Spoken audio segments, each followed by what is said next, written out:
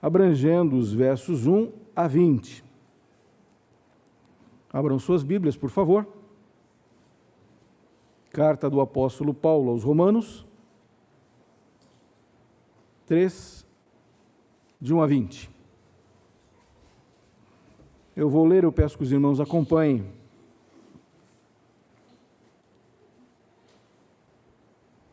Paulo assim se expressa: qual é, pois, a vantagem do judeu? Ou qual a utilidade da circuncisão? Muitas, sob todos os aspectos, principalmente porque aos judeus foi confiados os oráculos de Deus. E daí? Se alguns não creram, a incredulidade deles virá desfazer a fidelidade de Deus?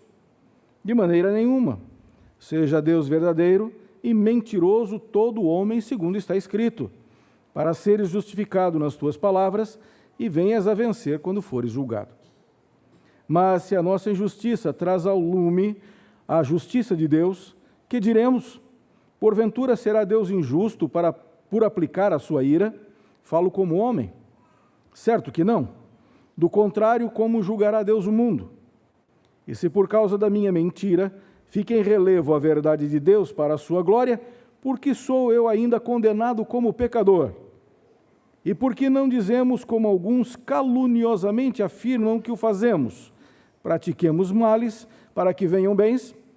A condenação destes é justa. Que se conclui? Temos nós qualquer vantagem? Não, de forma nenhuma, pois já temos demonstrado que todos, tanto judeus como gregos, estão debaixo do pecado. Como está escrito, não há justo, nenhum sequer, não há quem entenda, não há quem busque a Deus. Todos se extraviaram, a uma se fizeram inúteis. Não há quem faça o bem, não há nenhum sequer.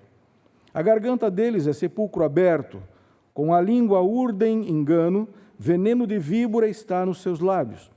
A boca eles a têm cheias de maldição e de amargura. São os seus pés velozes para derramar sangue, nos seus caminhos a destruição e miséria.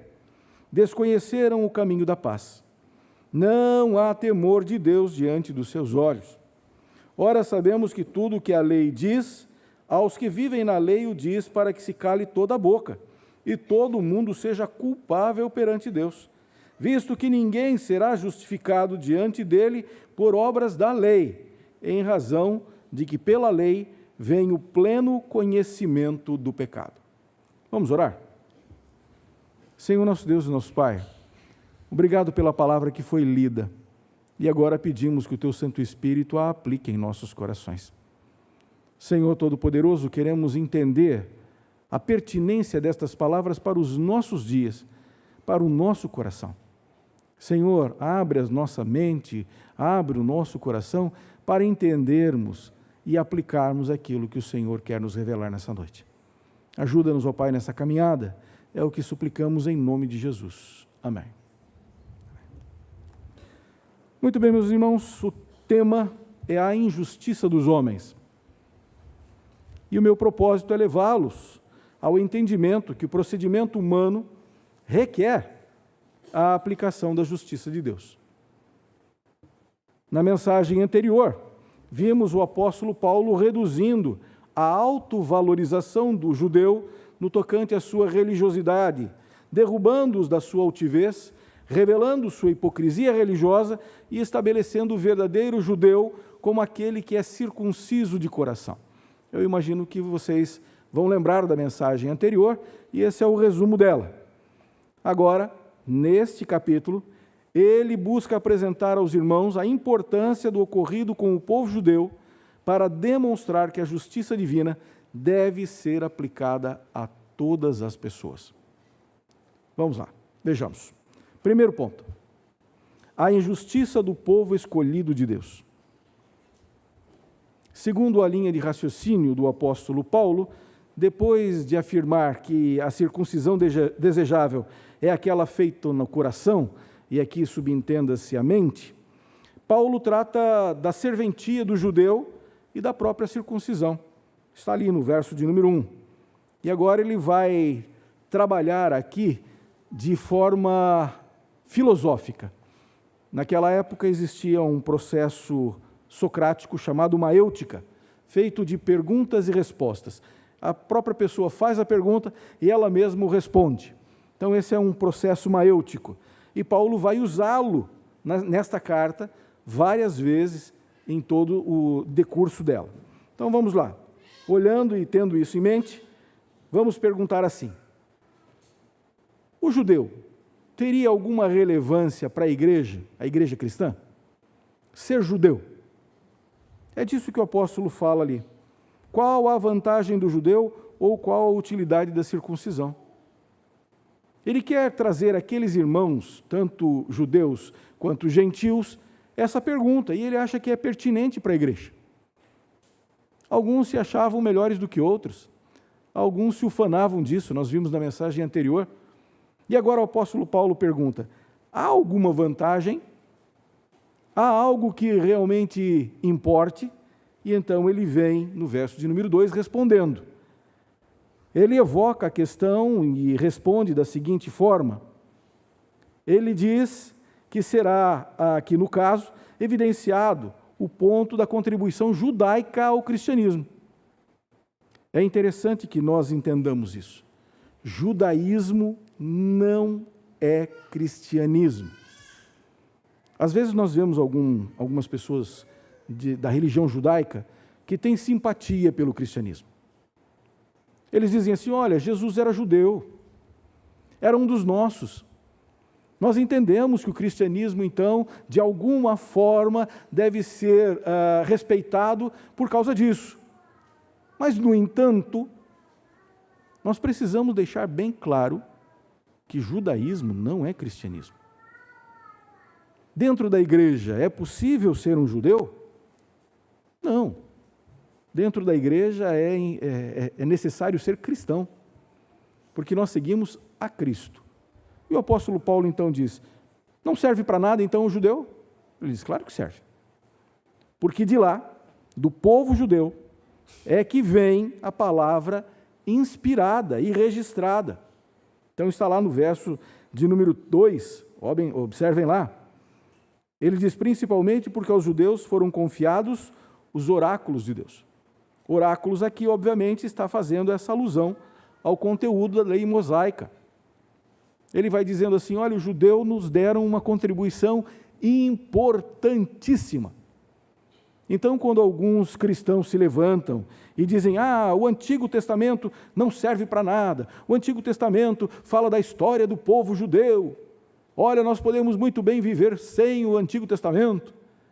Esses cristãos deveriam repensar, porque é através do Antigo Testamento que nós temos as promessas e nós vemos o cumprimento dessas promessas em Cristo Jesus.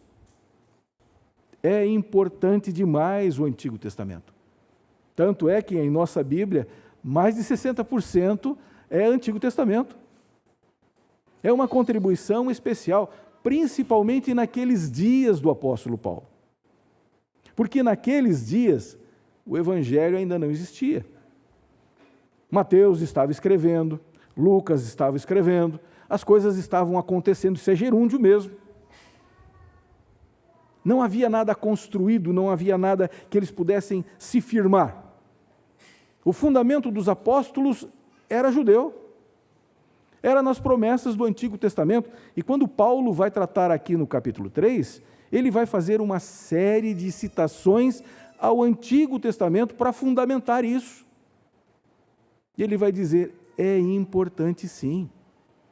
O judaísmo tem sim a sua importância, porque eles nos legaram o testemunho, os oráculos de Deus, a lei de Deus.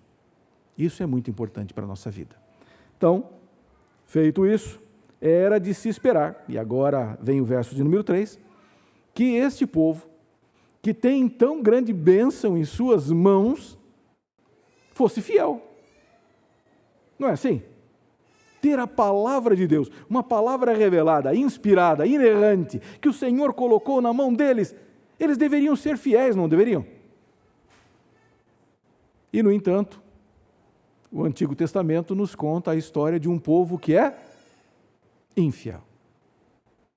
Um povo que Deus ama, um povo que Deus escolhe, um povo que Deus caminha com eles, e ao mesmo tempo eles têm um coração dúbio. Tem um pé em cada canoa. Adoram a Deus e adoram os Baalins.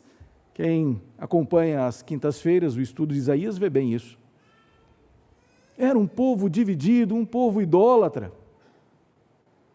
E o apóstolo Paulo sabia disso e não se orgulhava disso. E ele dizia, é o meu povo. Eu sou judeu também. E ele diz lá no verso de número 3. E daí? Se alguns não creram, está falando dos judeus, daqueles que receberam a palavra de Deus. Se alguns deles não creram, isso significa que a infidelidade deles vai tornar Deus infiel? Ou vai permitir que Deus seja infiel? Essa aliança está amparada numa resposta do homem? E aí nós temos que repensar algumas coisas. A aliança de Deus com os homens não depende dos homens. É Ele quem faz. É Ele quem estabelece. É Ele quem faz tudo. O homem só tem que ser fiel, e nem isso o homem conseguiu ser. O seu povo não consegue ser fiel. Quando vem Jesus Cristo, a nova aliança, que é feita no sangue dele, não é diferente da primeira. Quem faz a aliança? Cristo. Quem derrama o seu sangue? Cristo. E aonde está a responsabilidade da igreja de Cristo? Ser fiel, obediente. E somos. Muito bem. Paulo está tratando disso, falando desta infidelidade, deste Deus conhecido desde a eternidade, que estabelece o seu propósito, que mostra um reino formado por pessoas circuncisas de coração, mas que nem todas creem, nem todas querem, nem todas andam nos seus caminhos. É por isso que também muitos filhos de crentes não são crentes. Isso serve para os meus pais, não serve para mim. É muito bom quando, um tempo depois, eles voltam, caem em si e retornam. E voltam e dizem, não, esse é o meu Deus. Que saem de forma infiel do grupo, da vida, da igreja, do corpo de Cristo, mas depois caem em si, porque o Senhor faz isso, e voltam. Essa é a bênção daqueles que podem voltar. Porque na casa do Pai a porta não fica fechada.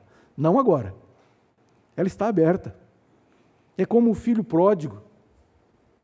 Ele se afasta do seu pai, mas o seu pai continua esperando.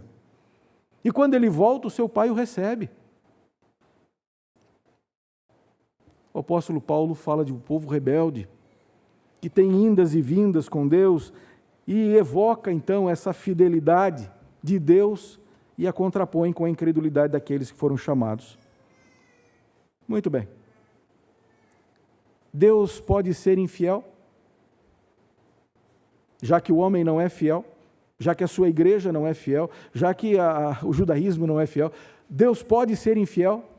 Pode dizer, não, agora eu vou invalidar a minha aliança. Não vou mais salvar esse povo. Não vou mais querê-lo ao meu lado. Deus pode fazer isso?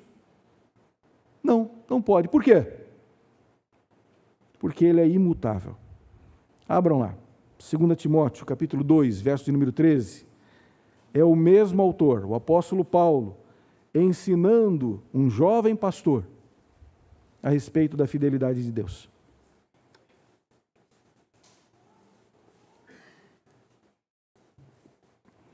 Segunda Timóteo 2,13. Se somos infiéis, Ele permanece fiel, pois de maneira nenhuma pode negar-se a si mesmo. Deus não se nega. Aquilo que Ele fala, Ele cumpre. A sua aliança permanece, porque Ele é fiel. As pessoas que gostam de usar uma camiseta escrita Deus é fiel, ou coloca adesivo no carro, Deus é fiel, lembrem-se, Deus não é fiel aos homens. Deus é fiel a Ele mesmo. Deus é fiel à sua palavra. Deus é fiel às suas promessas. E Ele não muda. Muito bem. Olhando o verso de número 4 agora. Falando da incredulidade dos judeus ainda, Paulo vai dizendo assim a respeito dessa fidelidade. Pode ser desfeita a fidelidade? De maneira nenhuma. Seja Deus verdadeiro e mentiroso todo homem, segundo está escrito, para serem justificados nas suas palavras e venha vencer quando forem julgados. Vejam que Paulo aqui está chamando o Antigo Testamento e fundamentando a sua palavra.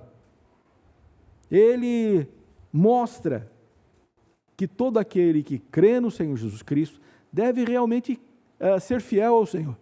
Mas se não for, o Senhor não muda. O Senhor permanece o mesmo. Daí vem o verso de número 5. E aí começam aquelas perversões próprias de quem quer arranjar desculpa para os seus procedimentos. Ora, se por causa da minha maldade aparece a bondade de Deus, se por causa da minha infidelidade transparece a fidelidade de Deus, se por causa daquilo que eu sou de ruim, Deus é exaltado, por que eu devo deixar de ser assim? Quero mais é que Deus seja exaltado. Quero mais é que Deus seja glorificado. Quanto mais eu errar, melhor é para Deus, para a glória de Deus. Isso é um pensamento torto, torpe. Estranho à palavra de Deus, mas que pelo jeito tinha lá no meio da igreja. Paulo vai falar que alguns dentro da igreja usavam esse tipo de argumentos. Está lá no verso de número 8. Antes de chegarmos no verso de número 8, só para relembrar, a maldade do homem requer a justiça de Deus. O que nós fazemos de errado, ainda que revele a glória de Deus e que nós precisamos da sua graça, o fato é que nos torna condenáveis. Não há forma alguma de escapar da justiça de Deus. É disso que Paulo está falando. E então ele chega no verso de número 8, dizendo, olha, realmente alguns caluniosamente afirmam que fazemos isso, que nós dizemos que tem que ser mal para que Deus seja bom, que devemos errar para que aquilo que Deus estabeleceu como certo seja realmente, fique em relevo. Vamos usar a palavra relevo ali, está no verso de número 7. Se por causa da minha mentira fica em relevo a verdade de Deus para a sua glória, o relevo aqui é a palavra, deixa eu achar aqui onde é que eu estou.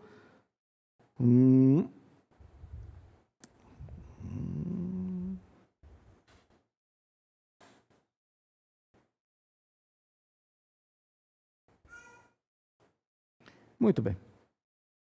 Perisseu. Cheia.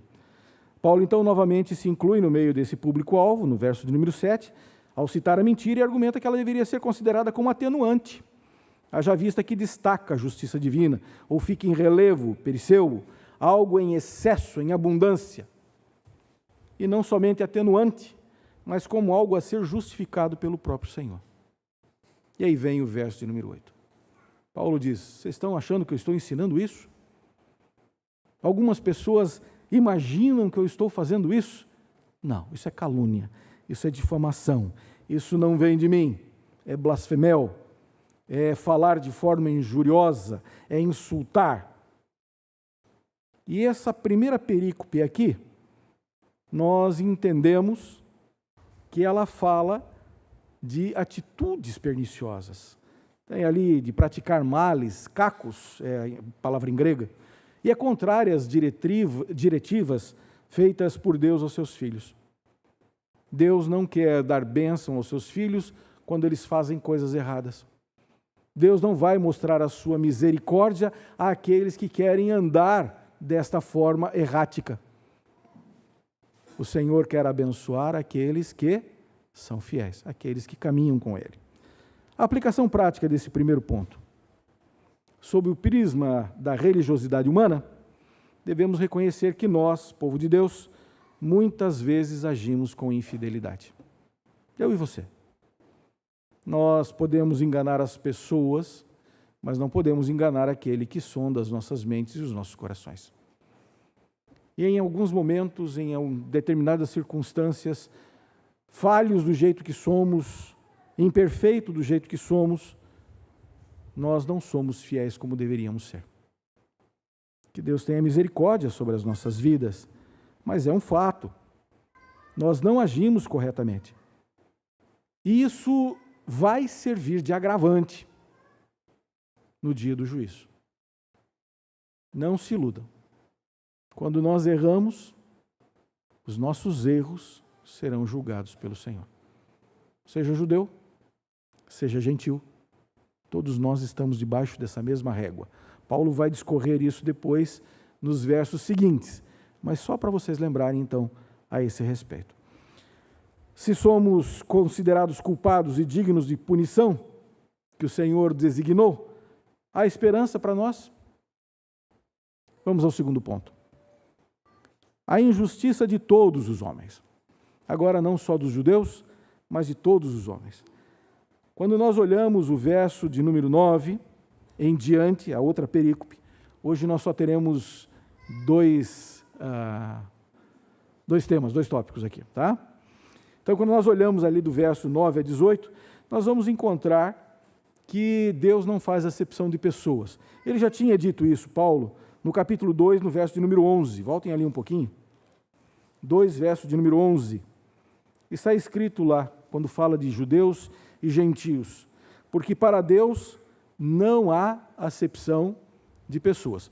Paulo segue essa mesma linha de raciocínio e diz, assim como o povo judeu foi infiel, assim também são todos os homens. Essa a tônica do verso 9 em diante. E a argumentação de Paulo vai destruindo qualquer ilusão a respeito da piedade divina, da piedade humana. Olhem lá o verso 9 e verso 10. Paulo fazendo a mesma pergunta que começou no verso de número 1. Que se conclui, temos nós qualquer vantagem? Não, de forma nenhuma, pois já temos demonstrado que todos, tanto judeus como gregos, estão debaixo do pecado. Então ele parte desse pressuposto, passa uma régua e diz, todos são culpados, todos são pecadores. Eu e você somos pecadores diante de Deus. Muito bem, vai chegar o momento da nossa justificação, mas é depois. Agora é só para lembrar que todos nós estamos debaixo dessa régua. E vem o verso de número 10. Como está escrito, não há justo, nenhum sequer. Muito bem. Aí parece que essa fala do apóstolo Paulo, quando cita o verso de número 10, justo de Caius, que aquele que observa a lei divina, que é reto, que é virtuoso, ele diz, olha, não existe nenhum assim. Nenhuma pessoa é assim diante de Deus. Como entender, então, textos do Antigo Testamento que falam que pessoas eram justas? Abraão era justo. Noé era justo. Ló, o texto de Pedro, fala que ele era justo também. Davi vai dizendo que ele também é justo. Jó, aos seus próprios olhos, é justo. E Jó, inclusive, tem o testemunho de Deus, não há homem justo como Jó, falando com Satanás. Como entender, então, Deus falando que lá no Antigo Testamento tem justos, e agora aqui Paulo vai dizendo e citando o Antigo Testamento que não há nenhum justos? Porque, meus irmãos, aqui está falando de justiça pelas obras. Aqui está falando de uma justiça que depende do seu próprio procedimento. Aqui está falando de uma pessoa que teria méritos diante de Deus para sua própria salvação. Há algum justo dessa forma diante de Deus? Se nós chegarmos a essa conclusão, nós vamos também ter que admitir que Deus é mentiroso. Porque Ele falou que nós não poderíamos. porque ele disse que nós precisaríamos de Cristo. Então, se eu digo que eu posso ser justo e pela minha justiça buscar o favor divino e até mesmo a minha salvação, eu estou dizendo eu não preciso de Cristo. Aquilo que Deus determinou e disse, você precisa, eu digo para ele, é mentira, eu não preciso. Justiça. A justiça aqui que se trata, meus irmãos, é algo que entre os demais, essa pessoa se sobressai em alguma virtude. Mas definitivamente, ela não é isenta de pecado. Definitivamente, ela não é isenta de erros. E nós vemos a história de todos esses que eu citei, que são pessoas que pecaram, que têm os seus erros. Como então nós podemos chegar à conclusão de que realmente é assim que funciona? Vamos lá. Por favor, observem lá a questão de Abraão. Abraão faz uma intercessão pelo povo de Sodoma. Isso está em Gênesis 18, 22 a 23. Ele começa argumentando com Deus, Deus dizendo, eu vou destruir tudo. E ele diz, Senhor, mas se tiver 50 justos?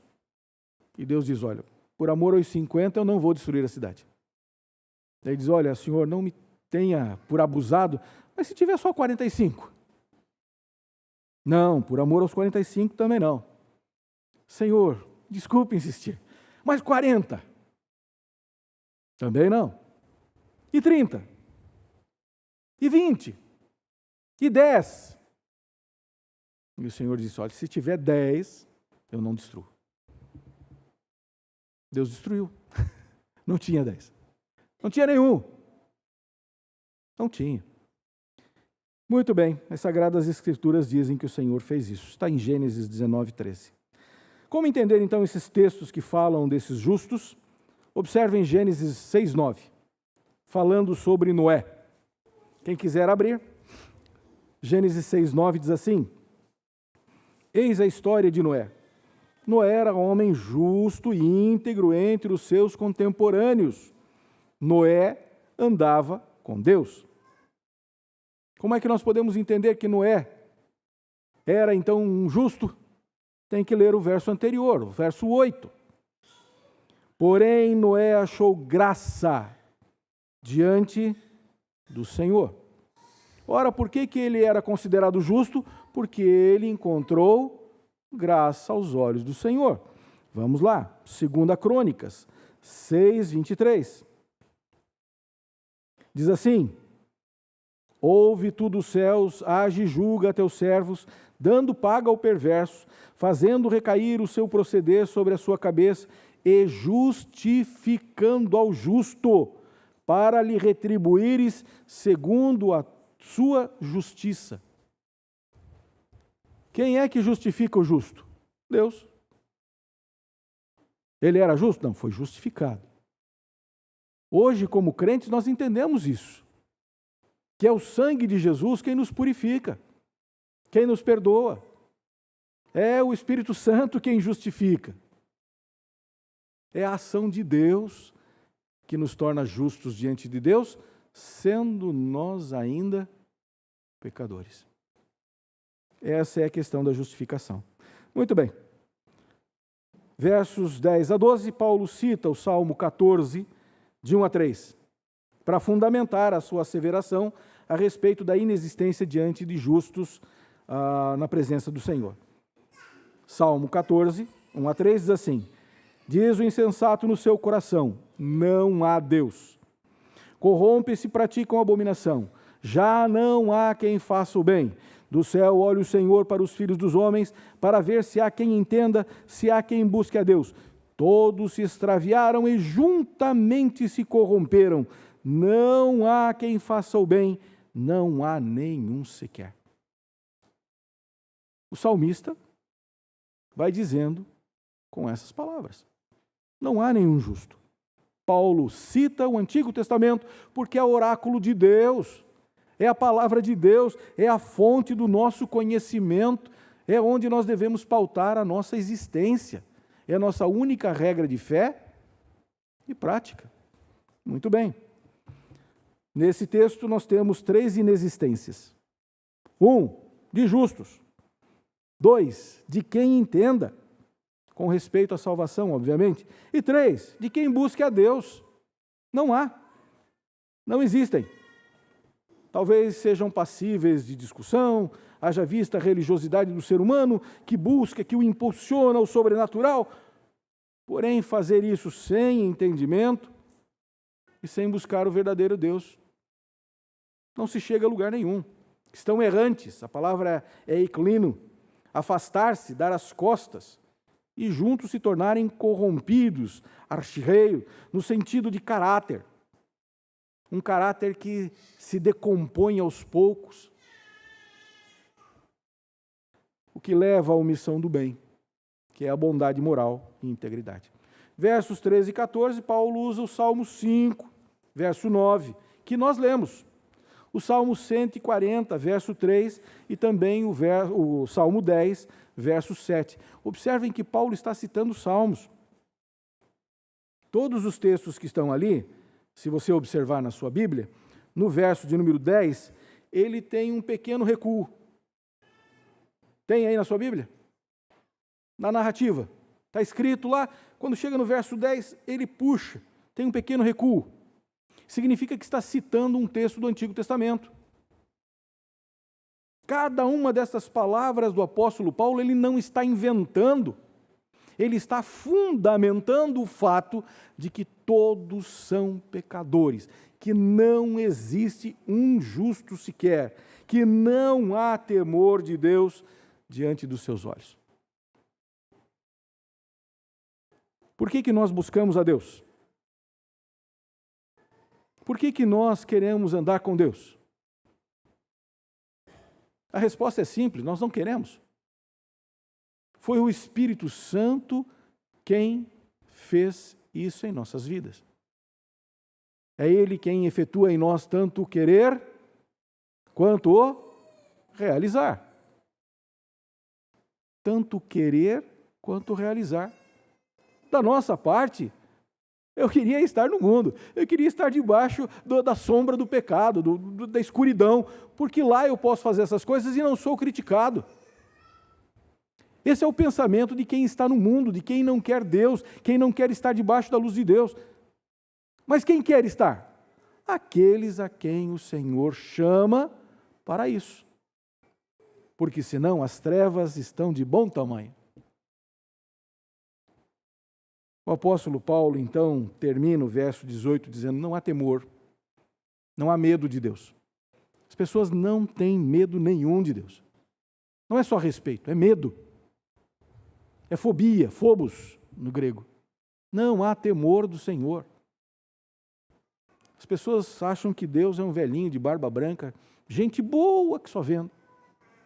Dá para contar qualquer coisa que ele passa a mão na cabeça. Não, tá bom, deixa assim. Eu não sei de onde é que tiram isso. Quem é Deus? Cadê o temor de Deus? Não, se eu for gente boa, o Senhor vai me perdoar. Se eu não matar, não roubar, então Ele vai me dar um lugar no céu. Onde é que está escrito isso?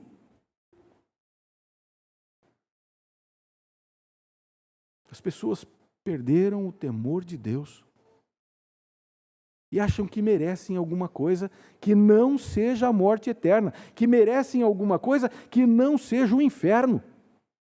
Aliás, nem gostam de falar do inferno, né? As pessoas fogem desse assunto.